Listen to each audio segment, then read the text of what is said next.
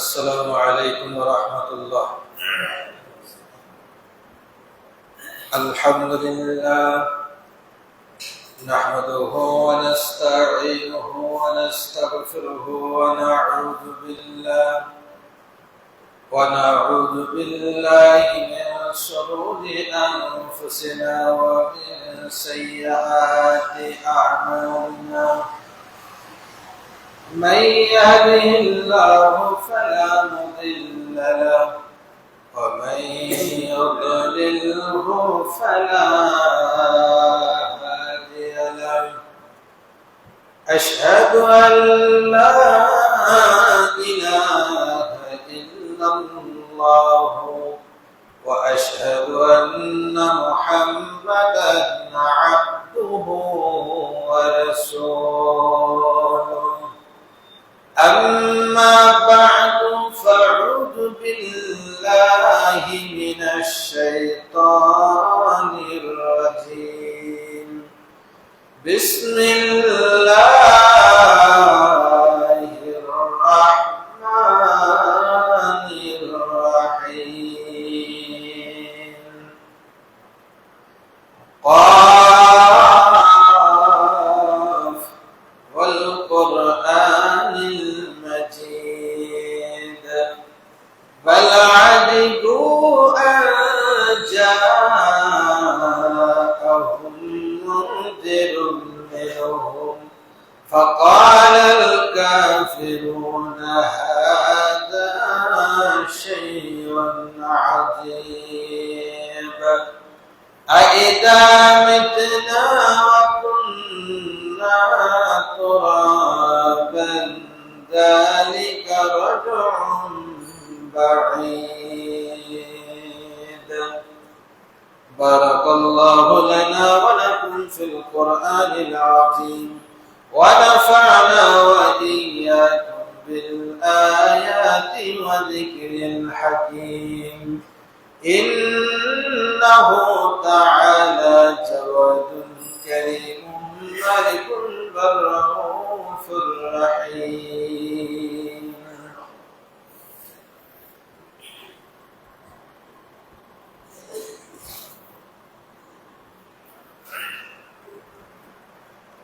الحمد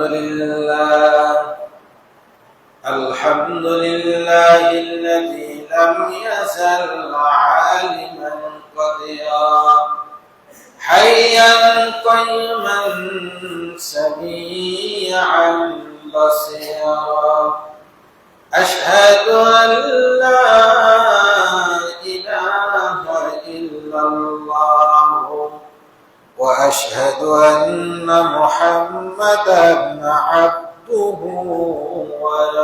ورسوله. أما بعد فأعوذ بالله من الشيطان الرجيم. بسم الله الرحمن الرحيم. هو الذي خلقكم فمنكم كافر ومنكم مؤمن والله بما تعملون بصير.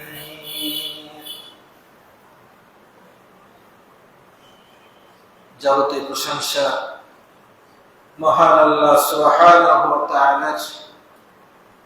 শাহী দরবারে নিবেদন করছি যে আল্লাহ তাআলা আমাদেরকে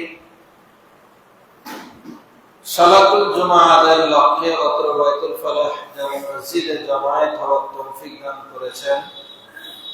সকলে সেই মহান মাবুদের শুকরিয়া আদায় করি, সকলে পড়ি আলহামদুলিল্লাহ। দরুদ পেশ করছি বিশ্ব মানবতার মুক্তির দিশারি বিশ্বনবী নবী মুহাম্মদুর রাসূলুল্লাহ সাল্লাল্লাহু তাআলা আলাইহি ওয়াসাল্লামের প্রতি। সম্মানিত মুসল্লি কিরাম, আজকের খুতবার বিষয়বস্তু হচ্ছে সাদৃশ্য অবলম্বন। আমি আবার বলছি, আজকের খুতবার বিষয়বস্তু হচ্ছে সাদৃশ্য অবলম্বন। মানে আমরা কার সাদৃশ্য অবলম্বন করব, কাকে অনুকরণ করব। আজকের খুতবাটি বিশেষ করে মনোযোগ দিয়ে শ্রবণ করার অনুরোধ করছি ওই সমস্ত যুবকদেরকে যারা আজ থেকে শুরু হতে যাওয়া বিশ্বকাপ ফুটবল উপলক্ষে পছন্দের দলের পতাকা কিনে বাড়ির ছাদে উড়িয়েছেন, পছন্দের খেলোয়াড়ের জার্সি কিনে গাড়ি চড়িয়েছেন, পছন্দের খেলোয়াড়ের চুলের কাটিং দিয়ে চুল কাটিয়েছেন, তাদের জন্য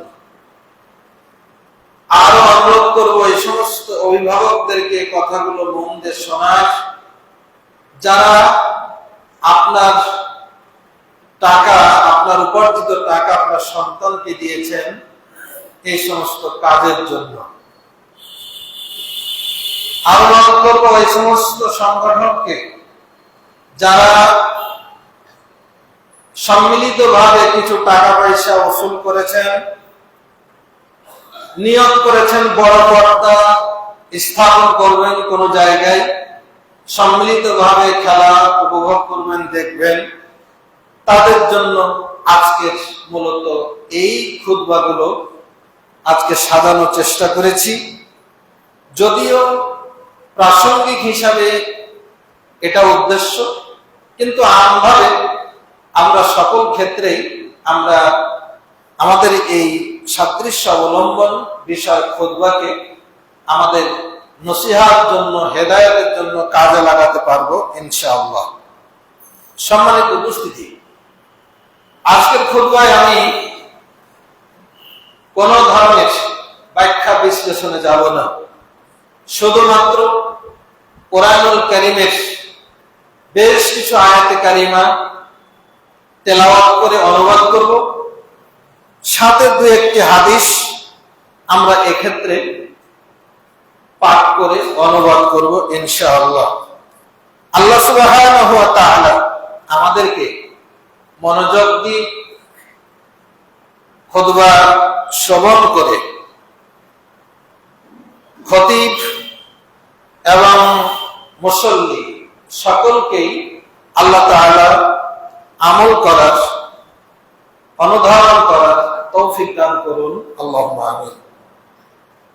সম্মানিত উপস্থিতি, খুতবার প্রারম্ভে একটি আয়াতে কারিমা তেলাওয়াত করেছিলাম।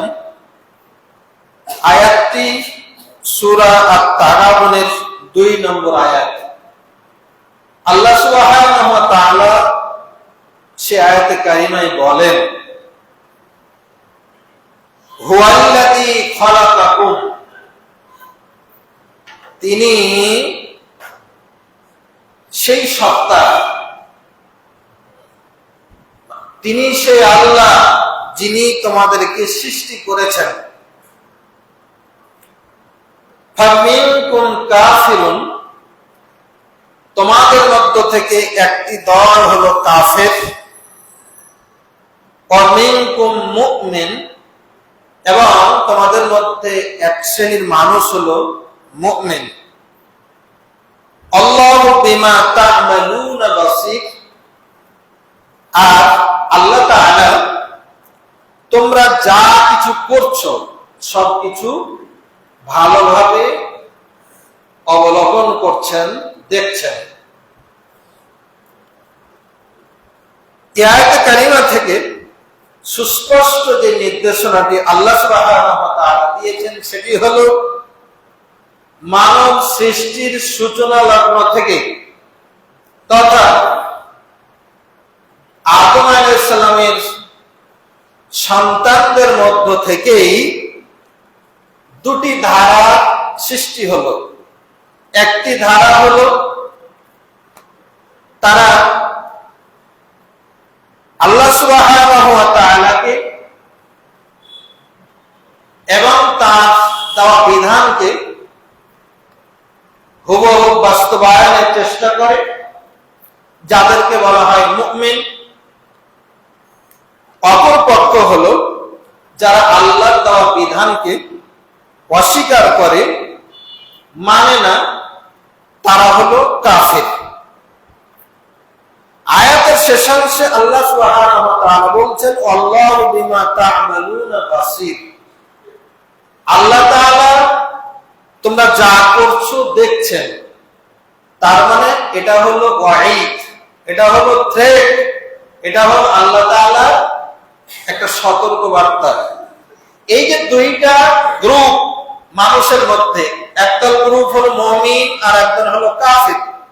এখন তোমরা কোন গ্রুপটাকে অনুসরণ করছো, কোন গ্রুপটা সাদৃশ্য অবলম্বন করছো, কোন গ্রুপটাকে তোমরা ফলো করছো, কোন গ্রুপের তোমরা ফলোয়ার, এটা আল্লাহ সুবহানাহু ওয়া তাআলা ভালোভাবে পর্যবেক্ষণ করছেন। এটার মানে হলো, যদি তোমরা মুমিন গ্রুপের ফলোয়ার হও, তিনি তোমাদেরকে পুরস্কৃত করবেন। আর যদি কাফির গ্রুপের তোমরা ফলোয়ার হও, তাহলে তিনি তোমাদেরকে এর উপযুক্ত শাস্তি প্রদান করবেন।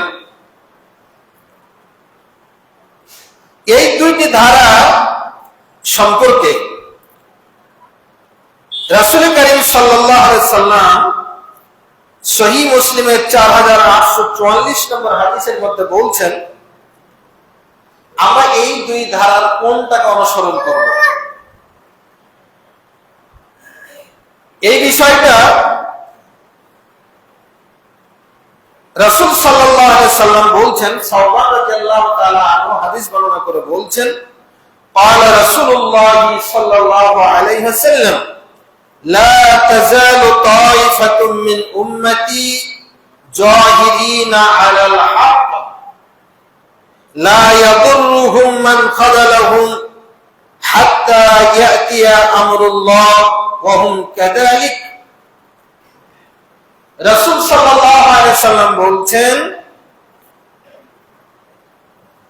সর্বদাই আমার উম্মতের মধ্য থেকে একটা দল এমন থাকবে, একটা গ্রুপ এমন থাকবে, জাহিরিনা আলাল হক, সত্যের উপরে প্রতিষ্ঠিত থাকবে।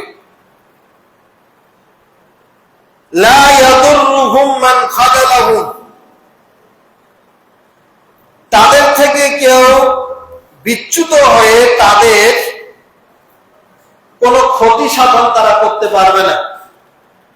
বিপক্ষ শক্তি তাদেরকে যতই ধরনের কষ্ট ক্লেশ, যতই ধরনের পথভ্রষ্ট করার চেষ্টা করুক, তারা পথভ্রষ্ট হবে না। জীবন যাবে, তবুও তারা অন্যায়ের কাছে নতি স্বীকার করবে না। হাত্তা ইয়াতিয়া আমরুল্লাহ, এভাবেই করতে করতে একদিন আল্লাহর আদেশ তথা কিয়ামত চলে আসবে। ওয়াহুম কাযালিক, ঈমানদারদের অবস্থাটা তেমনই থাকবে। মানুষের মধ্যে দুইটি ধারা, এক ধারা হলো মুমিন আর এক ধারা হলো কাফির। মানুষের মধ্য থেকে একটা দল, উম্মতে মুহাম্মাদী থেকে একটা দল এমন হবে, রাসূল সাল্লাল্লাহু আলাইহি ওয়াসাল্লাম বলছেন কিয়ামত পর্যন্ত তারা হকের উপর প্রতিষ্ঠিত থাকবে। এখন দুঃখের বিষয় হলো, আমাদের বাংলাদেশে ইসলামের নামে বহু দল, সংগঠন, শাখা প্রশাখা আছে।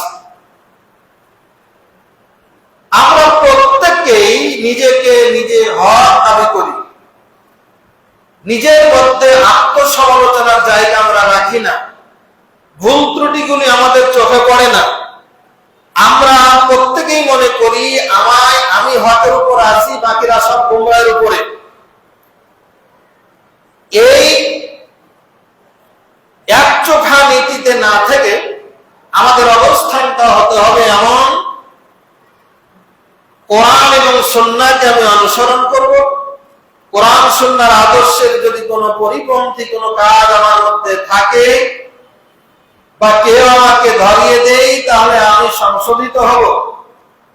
অন্য গ্রুপের মধ্যে যদি কিছু ভালো থাকে সেটাকেও আমরা সম্মান জানাবো, কিন্তু ঢালাও ভাবে নিজেকে হক দাবি করা, হকের উপর প্রতিষ্ঠিত, খারাপ হলেও সেটাকে ঘুরিয়ে পেঁচিয়ে ব্যাখ্যা বিশ্লেষণ করে জায়েজ প্রমাণিত করার ঘৃণ যে তৎপরতা, এগুলো পরিহার করা আবশ্যক।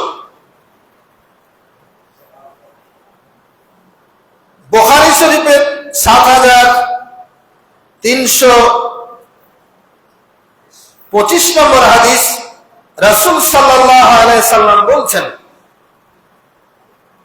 লা তাত্তাবিউন্না সুনানা মান কানা ক্বাবলাকুম শিবরান বিশিবরিন জিরাআন বিজিরাইন হাত্তা লাউ দাখালু জুহরান দুহরা দাব্বিন তাত্তাবিউহুম কিলা ইয়া রাসূলুল্লাহ আল ইয়াহুদ ওয়ান নাসারা ক্বালা ওয়া মান।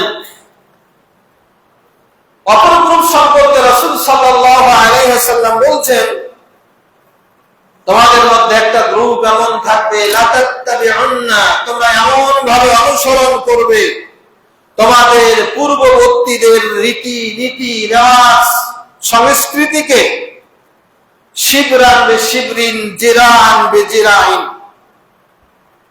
আঘাত আঘাত, মানে তারা এই যে আঘাত আঘাত বলে যে কথাটা বোঝাইছে, হুবহু হুবহু এমন ভাবে অনুসরণ করবে, লাউ দাখালু দুহরা দাব্বিন, অতীতের এই পথভ্রষ্ট জাতি যদি কোনো কারণে দুই সাপের গর্ত প্রবেশ করে থাকে, তাত্তাবিউনহুম, তাহলে তোমরা তাদেরকে সে পথ অনুসরণ করবে। তার মানে ওই ক্ষতিকর জায়গায় তোমরা সেখানেও প্রবেশ করবে। সাহাবীরা প্রশ্ন করলেন, হে আল্লাহর রাসূল, এই পথভ্রষ্ট সম্প্রদায় কি ইহুদি এবং নাসারা? রাসূল সাল্লাল্লাহু আলাইহি ওয়াসাল্লাম বলেন, ফামান, তা নয় তো কি, তারাই তো হলো পথভ্রষ্টতার মূল হোতা। সম্মানিত উপস্থিতি, কুরআনুল কারীমের তেলাওয়াতকৃত সূরা তাগাবুনের আল্লাহ তাআলা বর্ণিত, আল্লাহ তাআলা যে দুইটি কথা বললেন, ঈমানদারদের একটি ধারা, কাফেরদের একটি ধারা। মানুষের মধ্য থেকে আল্লাহ তাআলা রাসূল বললেন, একটা দল শত কষ্ট সহ্য করে হলেও হকের উপর প্রতিষ্ঠিত থাকবে। অপর হাদিসে রাসূল সাল্লাল্লাহু আলাইহি ওয়াসাল্লাম বললেন যে তারা একেবারে হুবহু কাফের মুশরিকদের অনুসরণ করবে। এখন এই দুইটি ধারা আমরা কোনটির অনুসরণ করব? আল্লাহ সুবহানাহু ওয়া তাআলা সূরা আনআমের 153 নম্বর আয়াতে বলছেন, ওয়া আন্না হাযা সিরাতি মুস্তাকিমা, নিশ্চয় এটি হচ্ছে সহজ সরল পথ, আমার পথ, ফাত্তাবিউহু, আমার পথকেই তোমরা অনুসরণ করো, ওয়ালা তাত্তাবিউস সুবুলা, আমার পথ বাদ দিয়ে আরো যত পথ আছে সেগুলো পরিহার করো, সেগুলো অনুসরণ করো না। ফাতাফাররাকা বিকুম আন সাবিলি, যদি সেগুলোর অনুসরণ করো তাহলে আমার পথ থেকে তোমরা বিচ্যুত হয়ে যাবে। যালিকুম ওয়াসাকুম বিহি, আর এই নির্দেশটাই আল্লাহ তাআলা তোমাদেরকে দান করছেন, লাআল্লাকুম তাত্তাকুন, যাতে করে তোমরা মুত্তাকি হতে পারো। সম্মানিত উপস্থিতি, এখন সিরাতুল মুস্তাকিম কি, যেটা আল্লাহ তাআলা অনুসরণ করতে বললেন, এই আয়াতের ব্যাখ্যায় একদিন রাসূল করিম সাল্লাল্লাহু আলাইহি ওয়াসাল্লাম সাহাবীদেরকে ব্যাখ্যাটা বোঝাচ্ছিলেন।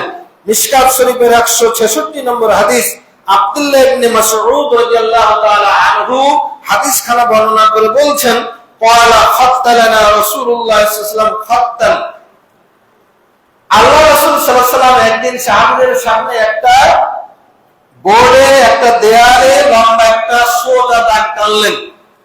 তারপরে বললেন, হাযা সাবিলুল্লাহ, এই সোজা দাগটা হচ্ছে আল্লাহর পথ। সুম্মা খাত্তা খুতুতান আন ইয়ামিনি ওয়া আন শিমালি, এরপরে এই সোজা দাগটা ডানে এবং বামে অনেকগুলো দাগ টানলেন। অকালা, এবং বললেন হাযিহি সুবুলুন, এগুলো এমন পথ, বিকুল্লি সাবিলিন মিনহা শাইতানুন ইয়াদউ ইলাই, প্রত্যেকটা পথের শুরুতে একজন করে শয়তান থাকে, যেই শয়তান সেই পথে চলতে মানুষকে আহ্বান করে। সম্মানিত উপস্থিতি, ইসলাম সোজা একটা পথ, সেটা কোনটা? এটা আরো বিস্তারিত আল্লাহ সুবহানাহু ওয়া তাআলা জানাচ্ছেন সূরা আল ইমরানের 95 নম্বর আয়াতে। তিনি তার রাসূল সাল্লাল্লাহু আলাইহি সাল্লামকে ডাক দিয়ে বলছেন, কুল, হে মুহাম্মদ সাল্লাল্লাহু আলাইহি সাল্লাম, আপনি বলে দিন, সাদাকাল্লাহ, আল্লাহ সত্য বলেছেন। আল্লাহ তাআলা কখনো মিথ্যা বলেন না। ফাত্তাবিউ মিল্লাতা ইব্রাহিম হানিফা, তোমরা অনুসরণ করো, সিরাতে মুস্তাকিম হলো ওটাই যেটা মিল্লাতে ইব্রাহিম, ইব্রাহিম আলাইহিস সালাম একনিষ্ঠভাবে যেটা বাস্তবায়ন করেছেন সেটাই হলো সিরাতে মুস্তাকিম, সেটার তোমরা আনুগত্য করো। মিল্লাত ইব্রাহিম কি? মিল্লাত ইব্রাহিম হলো ওই চেতনা, যেই চেতনা শিরকে প্রত্যাখ্যান করে। মিল্লাত ইব্রাহিম হলো ওই চেতনা, যেই চেতনা অশ্লীলতাকে প্রত্যাখ্যান করে। মিল্লাত ইব্রাহিম হলো ওই চেতনা, যেই চেতনা সকল প্রকার শয়তানি কর্মকাণ্ডকে একা প্রতিহত করে। এই প্রতিহত করতে গিয়ে নমরুদের অগ্নিকুণ্ডে নিক্ষিপ্ত হয়েছিলেন, তবুও বাতিলের কাছে মাথা নত করেননি।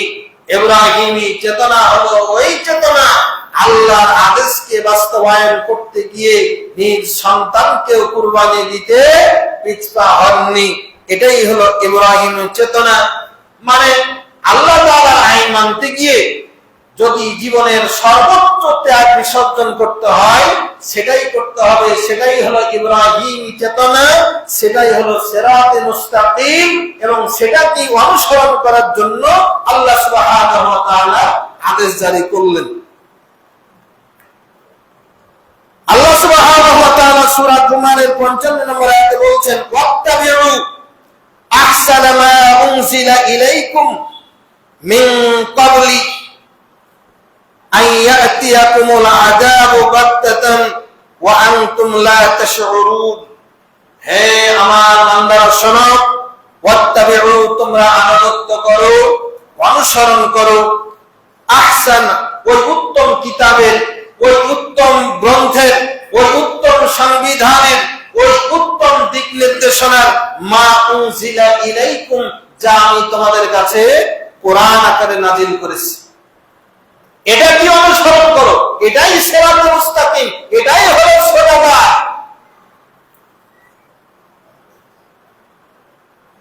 তোমাদের জন্য সময় কতক্ষণ? মিন ক্বাবলি আন ইয়াতিয়াকুমুল আযাবু বাগতাতান, আকস্মিক বিপদ, আকস্মিক মৃত্যু, আকস্মিক গজব আসার আগেই তোমরা আল্লাহ তাআলার দেওয়া এই কোরআনের অনুসরণ করো। কারণ মৃত্যু চলে আসলে, বিপদ চলে আসলে, মালাকুল মউতের সাথে দেখা হয়ে গেলে আর তওবা কবুল হবে না, আর ঈমান কবুল হবে না, ভালো পথে আসার সুযোগ আর তৈরি হবে না। আল্লাহ সুবহানাহু ওয়া তাআলা সূরা আরাফের 3 নম্বর আয়াতে বলছেন, ইত্তাবিউ মা উনজিলা ইলাইকুম মির রাব্বিকুম, হে মানুষেরা, তোমাদের রবের পক্ষ থেকে তোমাদের কাছে যে কিতাব নাজিল করা হয়েছে সেই কিতাবের তোমরা অনুসরণ করো। আল্লাহ সুবহানাহু ওয়া তাআলা সূরা আল ইমরানের 32 নম্বর আয়াতে বলছেন, কুল আতিউল্লাহ ওয়ার রাসূল, তোমরা আনুগত্য করো আল্লাহ, মানে আল্লাহর বিধানকে পুরোপুরি অনুসরণ করো, ওয়ার রাসূল এবং রাসূল সাল্লাল্লাহু আলাইহি সাল্লামের অনুসরণ করো।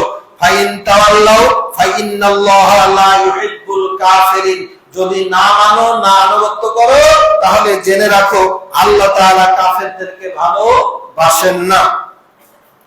সূরা নিসা 59 নম্বর আয়াতে আল্লাহ বলছেন, ইয়া আইয়ুহাল্লাযীনা আমানু আতিউল্লাহা ওয়া আতিউর রাসূল ওয়া উলিল আমরি মিনকুম, হে ঈমানদারগণ, আতিউল্লাহ, তোমরা আনুগত্য করো, তোমরা মেনে চলো, তোমরা আল্লাহ তাআলার বিধানকে আনুগত্য করো, মেনে চলো। ওয়া আতিউর রাসূল, রাসূল সাল্লাল্লাহু আলাইহি ওয়াসাল্লামের ইতাআত করো, রাসূল সাল্লাল্লাহু আলাইহি ওয়াসাল্লাম যেভাবে করেছেন, করতে বলেছেন, সেভাবেই চলো। ওয়া উলিল আমরি মিনকুম, এবং তোমাদের মধ্যে যারা উলিল আমর, যারা তোমাদেরকে নেতৃত্ব দান করে, যারা তোমাদেরকে চলার পথের দিক নির্দেশনা দেয়, তোমাদের যারা লিডার, এই লিডারদের অনুসরণ করো। কোন লিডার? যে লিডার আল্লাহ তাআলা এবং তার রাসূলের আনুগত্য করে, এমন লিডারের। এখন এই লিডারের, উলিল আমরের আনুগত্য করতে গিয়া আমরা পথভ্রষ্ট হয়ে যাই। যে যে তরিকা, যে যে দল, যে যে মতের অনুসরণ করি, আমরা মনে করি আমার পীর সাহেব, আমার নেতা, আমার শায়েখ, আমার হুজুর, আমার হুজুরে কেবলা যেটা বলবে সেটাই হলো ইসলাম। সেটা যদি রাসূল সাল্লাল্লাহু আলাইহি ওয়াসাল্লামের হাদিসের বিপরীত হয়, যদি ইসলামের কোরআন সুন্নাহর বিপরীত হয়, তবুও আমরা সেটাকে প্রাধান্য দেই। সেটা গতানুগতিক কোন রাজনৈতিক দল হয়, তবুও তারা এটা করছে। লেবাসধারী, ইসলামী লেবাসধারী কিছু ব্যক্তি, তারাও সেটা করছে। সে আদর্শ কোরআন সুন্নাহর সাথে যদি সাংঘর্ষিক হয়, তবুও তাদের উলিল আমরকেই তারা সর্বোচ্চ গুরুত্ব প্রদান করছে। এক্ষেত্রে আমাদের করণীয় কি? আল্লাহ সুবহানাহু ওয়া তাআলা বলছেন, ফাইন তানাযাতুম ফি শাইইন, এই উলিল আমরের আনুগত্য করতে গিয়া যদি তোমাদের মধ্যে কোনো বিবাদ তৈরি হয়, বৈপরীত্য দেখা যায়, এক উলিল আমর, এক দলের নেতা, এক দলের পীর সাহেব, এক দলের হুজুর এক ধরনের আদেশ জারি করছে, ফতোয়া প্রদান করছে, সংবিধান প্রণয়ন করছে, অপর গ্রুপের লিডার, অপর গ্রুপের প্রধান একরূপ নির্দেশনা দান করছে, সংঘর্ষ দেখা দিচ্ছে। সাধারণ মানুষ কোনটা মানবে সেই নির্দেশনা আল্লাহ তাআলা দিচ্ছেন। যদি এই ধরনের তানাজু, যদি সংঘর্ষ বেঁধে যায়, মতপার্থক্য দৃশ্যমান হয়, ফারুদ্দুহু ইলাল্লাহি ওয়ার রাসূল, তাহলে তোমাদের করণীয় হচ্ছে তোমরা আল্লাহ তাআলা এবং তার রাসূলের কাছে ফিরে যাও। তোমার নেতা কি বলেছে এটা বড় কথা নয়, বরং সব গ্রুপের নেতা কি বলেছে সেটা মাপার জন্য আল্লাহ তাআলা এবং তার রাসূলের বিধানের দিকে চলে যাও। কোরআন কি বলছে, হাদিস কি বলছে, সেটা নেতা নিজের দলের বিপক্ষে গেলেও সেটা কি তোমরা গ্রহণ করো, মেনে নাও।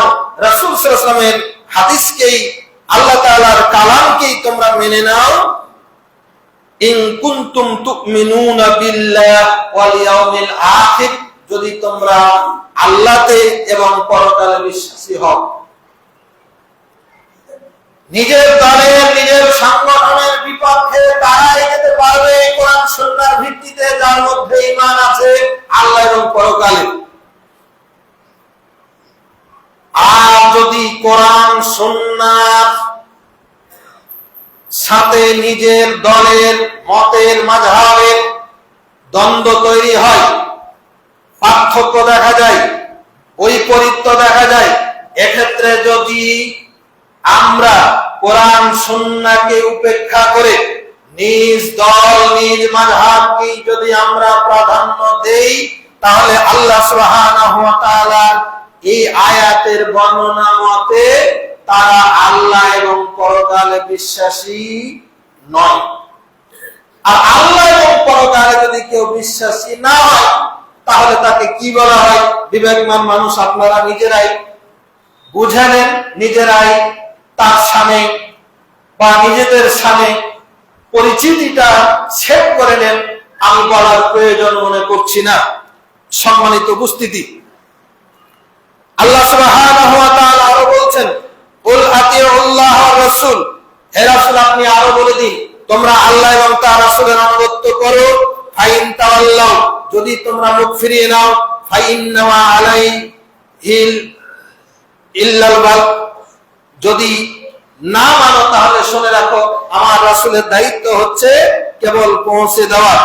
এইভাবে আল্লাহ সুবহানাহু ওয়া তাআলা অনেকগুলো আয়াত বলেছেন যে তোমরা অনুসরণ করবা, তোমরা ফলোয়ার হবা, কোরআনের ফলোয়ার হবা, রাসূল সাল্লাল্লাহু আলাইহি ওয়াসাল্লামের সহিহ হাদিসের ফলোয়ার হবা।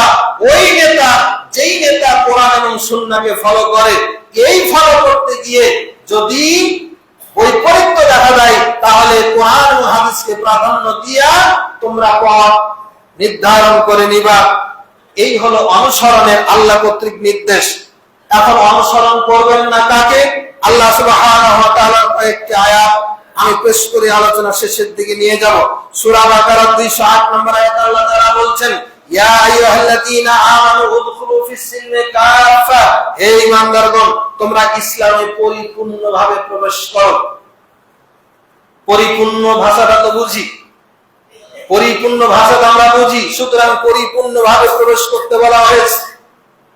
সালাত আদায় করব, যাকাত মানব না, রোজা রাখবো, হজ করব না, দান সাদাকা করব, কিন্তু আমরা ইসলামের বিধিবিধান মানব না, কোরআন তেলাওয়াত করব কিন্তু সমাজে বাস্তবায়ন করব না, এটার নাম পরিপূর্ণ নয়।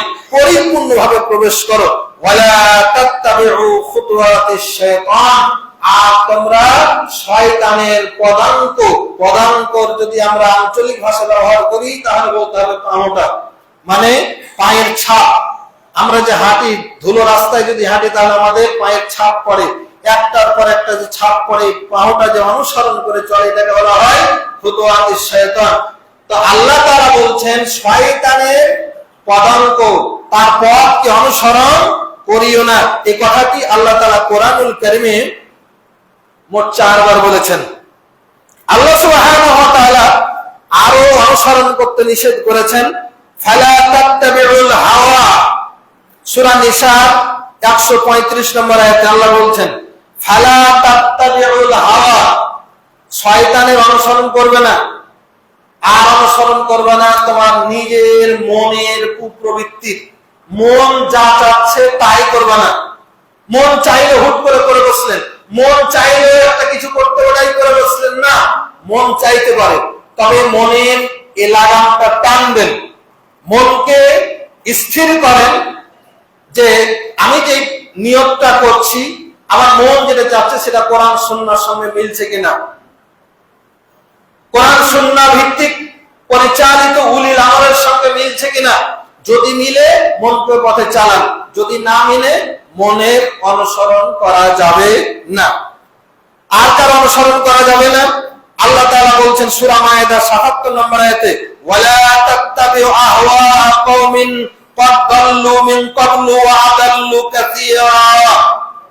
শুধু মন যা চাচ্ছে নিজের মন এটা নয়, বরং আল্লাহ তাআলা এই আয়াতে বলছেন ওয়ালা তাত্তাবিউ আহওয়া কওমিন, ওই কওমের মনের অনুসরণ করো না, ওই কওমের ওই দলের তোমরা অনুসরণ করো না যেই দলটা নিজের মন মতন পরিচালনা করে। তার মন যা চাই সে অনুযায়ী আইন তৈরি করে, সে অনুযায়ী ব্যাখ্যা বিশ্লেষণ করে দেশ চালায়, সমাজ চালায়, রাষ্ট্র চালায়, তাহলে ওই দলের অনুসরণ করা যাবে না। কারণ মনের অনুসরণ করে ইতিপূর্বে ওই দলগুলো পথভ্রষ্ট হয়েছে, ওয়া আদাল্লু কাসীরা, অনেককেই পথভ্রষ্ট করেছে। সুতরাং এই পথভ্রষ্ট কওমের যেই মস্তিষ্ক মিশ্রিত যেই বিধিবিধান, যে সংবিধান, এই সংবিধানকে অনুসরণ করতে আল্লাহ সুবহানাহু ওয়া তাআলা নিষেধ করেছেন। সূরা ফুরকানের 52 নম্বর আয়াতে আল্লাহ তাআলা আরো নিষেধ করছেন, ফালা তুতিল কাফিরিনা ওয়াজাহিদুহুম বিহি জিহাদান কাবীরা, তোমরা কাফেরদের অনুসরণ করো না, বরং কাফেরদের বিরুদ্ধে সর্বাত্মক প্রচেষ্টা চালাও। সূরা আহজাবের 1 নম্বর আয়াতে কাফেরের সঙ্গে মুনাফিককে আল্লাহ তাআলা জুড়ে দিয়েছেন, ওয়ালা তুতিল কাফিরিনা ওয়াল মুনাফিকিন, তোমরা কাফের এবং মুনাফিকদের আনুগত্য করিও না। আল্লাহ সুবহানাহু ওয়া তাআলা সূরা কলমের 8 নম্বর আয়াতে বলছেন, ফালা তুতিল মুকাদ্দিবিন, মিথ্যাবাদীদের অনুসরণ করো না, যারা মিথ্যা কথা বলে মানুষের সাথে প্রতারণা করে, যারা মিথ্যা মামলা দেয়, মিথ্যা সাক্ষ্য দেয়, মিথ্যা কথা রচনা করে তারা ব্যক্তি জীবন, সমাজ জীবন, রাষ্ট্র জীবন পরিচালিত করে, তোমরা তাদের অনুসরণ করো না। সূরা কলমের 10 নম্বর আয়াতে আল্লাহ আরো বলছেন, ফালা তুতি কুল্লা হাল্লাফিন মাহিন, যারা কসম করে করে, মিথ্যা কসম করে যারা পরিচালিত হয়, তাদেরকে তোমরা অনুসরণ করো না। আল্লাহ সুবহানাহু ওয়া তাআলা সূরা কাহফের 28 নম্বর আয়াতে আরো বলছেন, ফালা তুতি মান আগফালনা ক্বাবলাহু আন যিকরিনা ওয়াত্তাবা হাওয়াহু, আল্লাহ তাআলা আরো যেটা নিষেধ করলেন যে ওয়ালা তুতি মান আগফালনা ক্বালবাহু, যে তার নিজের অন্তরকে গাফেল রেখেছে কোরআন থেকে। তোমরা অনুসরণ করো না ওই ব্যক্তিদেরকে, ওই লোকদেরকে, যেই লোকগুলো আল্লাহর জিকির থেকে, মানে আল্লাহর কালাম থেকে নিজেকে গাফেল রেখেছে। আল্লাহর কালামের অনুশীলন, নবীর সুন্নাহর অনুশীলন যাদের মধ্যে নাই, তাদেরকে তোমরা অনুসরণ করো না।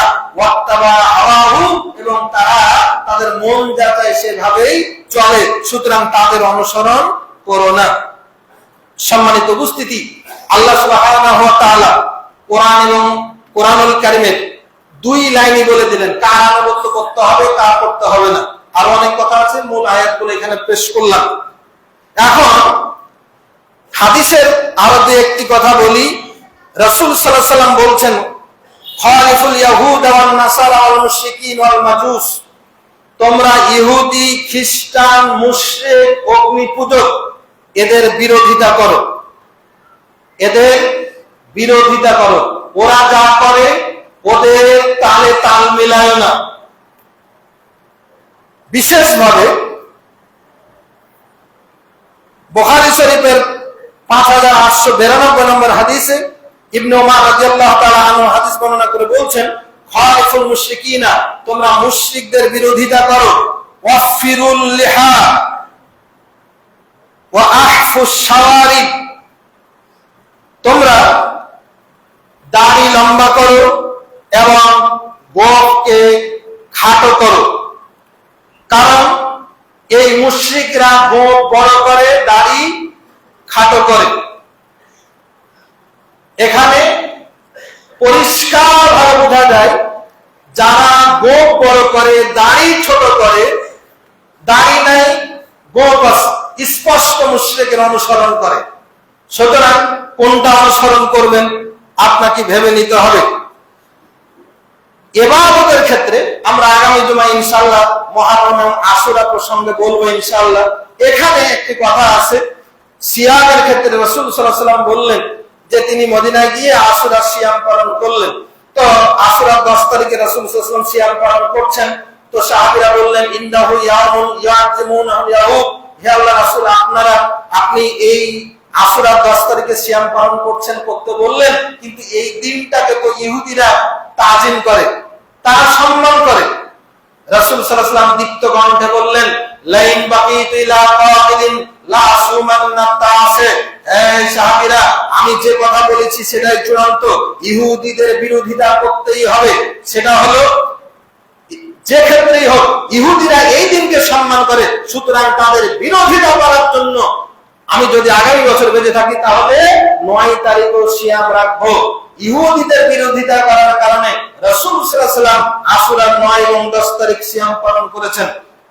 রাসূল সাল্লাল্লাহু আলাইহি ওয়াসাল্লাম বলছেন, তোমরা সিয়াম পালনের ক্ষেত্রে সাহারি খাবে, কারণ ইহুদি নাসারা তারা যে উপবাস থাকে, সিয়াম থাকে, সেখানে তারা সাহারি খায় না। ইহুদিদের বিরোধিতা করার জন্যই তোমরা সাহারি খাবে। রাসূল সাল্লাল্লাহু আলাইহি ওয়াসাল্লাম সিয়ামের ক্ষেত্রে আরো বলছেন, তোমরা ইফতার তাড়াতাড়ি করবে, সূর্য ডুবার সাথে সাথে ইফতার করবে, কারণ ইহুদিরা খ্রিস্টানেরা তারা বিলম্বে ইফতার করে, কয়েক মিনিট কিছু সময়, তারা আরো সময় নেই। সুতরাং রাসূল সাল্লাল্লাহু আলাইহি ওয়াসাল্লাম ইহুদিদের বিরোধিতা করার জন্য তাড়াতাড়ি মানে সূর্য ডুবার সাথে সাথে ইফতার করতে বলেছেন। এখনই যারা সতর্কতার জন্য কয়েক মিনিট সময় নেই, স্পষ্ট ভাবে প্রমাণিত হয় তারা ইহুদি খেলাফের মুআফিক কাজ করে, খেলাফ কাজ করে না। সুতরাং ইবাদতের ক্ষেত্রে ইহুদি খ্রিস্টানদের বিরোধিতা করতে রাসূল সাল্লাল্লাহু আলাইহি ওয়াসাল্লাম শিখিয়েছেন। যখন আযানের প্রচলন হয়নি, মানুষকে সালাতের জন্য ডাকবেন, আল্লাহ রাসূল পরামর্শ ডাকলেন কিভাবে মানুষকে একসাথে জামাতের জন্য ডাকা যায়। সাহাবীরা পরামর্শ সবাই বসলেন, আপনারা জানেন, কেউ বলছেন ইয়া রাসূলুল্লাহ ঘন্টা বাজানো যেতে পারে, আর নামাজের যখন সময় হবে ঘন্টা বাজাবো। বলছেন না, এটা তো অমুসলিমদের রীতি হয়ে গেল, তারা পূজা করার জন্য ঘন্টা বাজিয়ে মানুষকে জড়ো করে। আর একদল বললো যে আমরা আগুন জ্বালাবো, পাহাড়ে আগুন দেখে মানুষেরা সালাতে চলে আসবে। বললেন না, এটাও চলবে না, এটা তো অগ্নি পূজকেরা করে। এক একজন সাহাবী এক একজন প্রস্তাবনা দিয়েছিলেন, কিন্তু ওই প্রস্তাবনাগুলো ইহুদি খ্রিস্টান মুশরিকদের সাথে সাদৃশ্যপূর্ণ হওয়ার কারণে রাসূল সাল্লাল্লাহু আলাইহি ওয়াসাল্লাম সাহাবীদের ওই প্রস্তাব সমূহ গ্রহণ করেননি, বরং পরবর্তীতে সাহাবায়ে কিরামদের সত্য স্বপ্ন এবং রাসূল সাল্লাল্লাহু আলাইহি ওয়াসাল্লামের ওহীর ভিত্তিতে আযানের মতো একটা সুন্দর ইবাদত প্রবর্তিত হলো, যেখানে ইহুদি খ্রিস্টানদের সাথে কোনো সাদৃশ্য নেই। সম্মানিত উপস্থিতি, তাহলে আমরা সহজেই বুঝতে পারি যে ইহুদি খ্রিস্টানদের সাথে সাদৃশ্য রাখলে কোন ইবাদত আল্লাহ সুবহানাহু ওয়া তাআলা কবুল করবেন না। কারণ সুনানে আবু দাউদের 4031 নম্বর হাদিসের মধ্যে আল্লাহ রাসূল সাল্লাল্লাহু আলাইহি ওয়াসাল্লাম বলছেন, মান তাশাব্বাহা বিকাওমিন ফাহুয়া মিনহুম, যে যে জাতির অনুসরণ করবে সে তাদেরই দলভুক্ত বলে গণ্য হবে। আপনি যাকে ফলোয়ার মনে করলেন, সে যদি ইহুদি হয় আপনি ইহুদিদের দলভুক্ত, সে যদি খ্রিস্টান হয় খ্রিস্টানের দলভুক্ত, সে যদি হিন্দু হয় আপনি হিন্দুদের অন্তর্ভুক্ত, সে যদি মুনাফিক হয় আপনি মুনাফিকদের অন্তর্ভুক্ত। যে যে জাতির অনুসরণ করবে সে তাদেরই দলভুক্ত বলে আল্লাহর কাছে বিবেচিত হবে। আল্লাহ আদালতে তাদের সঙ্গে হাসর নাসর হবে, তাদের সঙ্গে আল্লাহ তাআলা তাদেরকে জাহান্নামে ঢোকাবেন। অপরপক্ষে রাসূল সাল্লাল্লাহু আলাইহি ওয়াসাল্লাম আরেকটি হাদিস বলছেন, রাসূল সাল্লাল্লাহু আলাইহি ওয়াসাল্লাম বলছেন, লাইসা মিন্না মান তাশাব্বাহা বিগায়রিনা, আমাদের আদর্শের সাথে, আমাদের চালচলন, আমাদের লেবাস, আমাদের সংস্কৃতির সঙ্গে যারা সাদৃশ্য রাখে না, ইসলামী সংস্কৃতিকে ভালো লাগে না, ইসলামী তাহাজ্জুদ তামাদ্দুনকে ভালো লাগে না, সে আমার দলভুক্তই নয়, ইসলামের অন্তর্ভুক্তই নয়। তার নাম আব্দুল্লাহ হলো, আব্দুর রহমান হলো, রাসূল সাল্লাল্লাহু আলাইহি ওয়াসাল্লাম বলছেন যে বিজাতীয় সংস্কৃতিকে অনুসরণ করবে সে আমার উম্মতি নয়। রাসূল সাল্লাল্লাহু আলাইহি ওয়াসাল্লামের কাছে একদিন এক সাহাবী আমর ইবনে আস, তিনি হলুদ কালারের দুইটা পোশাক পরে রাসূল সাল্লাল্লাহু আলাইহি ওয়াসাল্লামের কাছে আগমন করলেন। রাসূল সাল্লাল্লাহু আলাইহি ওয়াসাল্লাম বললেন, ইন্না হাদিহি সিয়াবুল কুফার, হে আমর ইবনে আস, তুমি যে পোশাকটা পরে আমার সামনে এসেছো এটা হলো কাফেরদের পোশাক, ফালা তালবিসহা, খুলে ফেলো এটা, তুমি এটা পরতেই পারো না, কাফেরদের পোশাক তুমি পরতেই পারো না। রাসূল সাল্লাল্লাহু আলাইহি ওয়াসাল্লাম সহিহ মুসলিমের 5327 নম্বর হাদিসের মধ্যে এই কথা স্পষ্ট বলে রাখলেন। সুতরাং আজকের শুরুতে আমি যে কথাটাই বলেছিলাম, আজ থেকে বিশ্বকাপ শুরু হতে যাচ্ছে, আমাদের মুসলমানের সন্তানেরা আজকে পতাকা কিনে ইতিমধ্যেই বাড়ির ছাদে টাঙায় দিয়েছে, ইতিমধ্যে গেঞ্জি কিনে গায়ে চড়িয়েছে, ইতিমধ্যে চুলের কাটিং দিয়েছে, ইতিমধ্যে টাকা তুলে বড় পর্দা স্থাপনে নিয়োগ করেছে। সকলের প্রতি অনুরোধ, আজকের খুতবাটা সাজিয়েছি মূলত তোমাদের জন্য। যদি মনে করো তুমি ইমানদার গ্রুপের অনুসরণ করবে তাহলে তুমি এটা করতে পারো না। যদি মনে করো আমি মুসলিমদের অনুসরণ করব না, কাফেরদের অনুসরণ করব, তাহলে ওকে করো, সিদ্ধান্ত তোমার। আজ থেকে এই মসজিদের প্রত্যেকটি মুসল্লি, অভিভাবক, যুবক সমাজ, তোমাদের কাছে আমার অনুরোধ, তুমি ব্রাজিলের পতাকা টাঙিয়েছো, ব্রাজিলের জার্সি পরেছো, এত স্পষ্ট ইহুদি, খ্রিস্টান, নাসারা, হলুদ কালার, তুমি কোন সাহসে তোমার পতাকা চালালা? তুমি আর্জেন্টিনার পতাকা টাঙিয়েছো, জার্মানির পতাকা টাঙিয়েছো, এরা কোন মুসলিম? খেলা দেখা, বর্তমান বিশ্বকাপ, যে ফুটবল, এটা সকল ওলামায়ে কেরামের মতে এটা শ্রেষ্ঠ জুয়া আসর, কোন মুসলমান এটাকে ফলো করতে পারে না। তর্কের খাতিরে যদি ধরেও নেই জায়েজ, তাহলে মুসলমান তো কিছু রাষ্ট্র আছে, সেগুলো বাদ দিয়ে তুমি খ্রিস্টানদের পতাকা উড়ালা কেন? সম্মানিত উপস্থিতি, সম্মানিত মুসল্লি কেরাম, আমার স্পষ্ট বক্তব্য, ওমা আলাইনা ইল্লাল বালাগ। আল্লাহ তাআলা তার রাসূল সাল্লাল্লাহু আলাইহি ওয়াসাল্লামের সামনে বলেছেন, আমার রাসূলের দায়িত্ব হচ্ছে স্পষ্টভাবে বলে দেওয়া। রাসূল সাল্লাল্লাহু আলাইহি ওয়াসাল্লামের রেখে দেওয়া সেই পবিত্র আমানত, মিম্বরের খতিব হিসাবে একথা স্পষ্ট বলে দেই। আজকে যাওয়ার পরও নতুন ভাবে যেই ব্রাজিলের পতাকা টাঙাবে, আর্জেন্টিনার পতাকা টাঙাবে, জার্সি গায়ে চালাবে, এই বিজাতীয় সংস্কৃতিকে যারা লালন করবে, দৃশ্যমান করবে, বুঝে নেবেন তারা ইহুদি খ্রিস্টানদের অনুসারী। কোন মুসলমান হতেই পারে না, কোন মুসলমানের সন্তান এগুলো করতে পারে না। হ্যাঁ, তুমি ফুটবল ভালোবাসো, শরীর চর্চা করবা, একটা ফুটবল কিনে কোন হার জিত ছাড়াই ফিল্ডে চলে যাও, শরীর চর্চা করো। তোমার বসে বসে সালাত বাদ দিয়ে, বিড়ি টান দিয়ে, গাঁজা খেয়ে তুমি বাজি ধরে এখানে হারাহারি করবা, তোমার প্রিয় দলকে হারলো, কে জিতলো, এজন্য তুমি ঝগড়া বাঁধাবা। আর কত আহাম্মকে দেশে দেখা যাচ্ছে, হয়তো আগে ব্রাজিল সাপোর্ট করতো, এখন দুধ দিয়ে গোসল করে আর্জেন্টিনাতে যোগদান করলো। নাউজুবিল্লাহ, এক জাহান্নাম থেকে আরেক জাহান্নামে গেল। সম্পূর্ণ মানুষকে। সম্মানিত উপস্থিতি, সম্মানিত শেহের যুবকরা, আমি তোমাদেরকে ভালোবাসি, তোমাদের উপর আমার কোনো রাগ নেই, তোমাদের উপর আমার কোনো রাগ নেই। আমি হাত জোড় করে অনুরোধ করছি, আজকে বাড়ি গিয়ে পতাকাকে নামিয়ে নিবা, নতুন কোন পতাকা কিনবা না। ভালোবাসতে চাও, তুমি 10 টাকা খরচ করতে চাও, পতাকা না কিনে, তোমার বাবা গায়ে জামা নাই, তোমার মায়ের পরনে শাড়ি নাই, ওই টাকা দিয়ে তোমার মার জন্য একটা শাড়ি কিনে দাও, একটা ওড়না কিনে দাও, তোমার বাবাকে একটা টুপি কিনে দাও। তোমার বাবা খুশি হয় তোমার জন্য যদি দোয়া করে, তোমার মা খুশি হয় যদি এক ফোঁটা চোখের পানি ফেলে আল্লাহর জন্য দোয়া করে, তোমার দুনিয়া আখিরাত তাদের জন্য নষ্ট হয়ে যাবে। এই যুবক, জার্সি কেনার আগে বাবা মা স্বাবলম্বী, প্রয়োজন নেই, তবুও দাও। ঠিক আছে, প্রয়োজন নেই, তুমি একটা পোশাক কিনো, রেল স্টেশনে যাও, ছিন্নমূল মানুষের কাছে যাও, অনেক মানুষ গায়ে পোশাক নাই, চট ছালা পরে, তাদের কাছে একটা পোশাক তুলে দাও, একটা পাঞ্জাবি তুলে দাও। সেই পোশাক পরে দেওয়ার কারণে তোমার দুনিয়া আখিরাত ভালো হয়ে যাবে।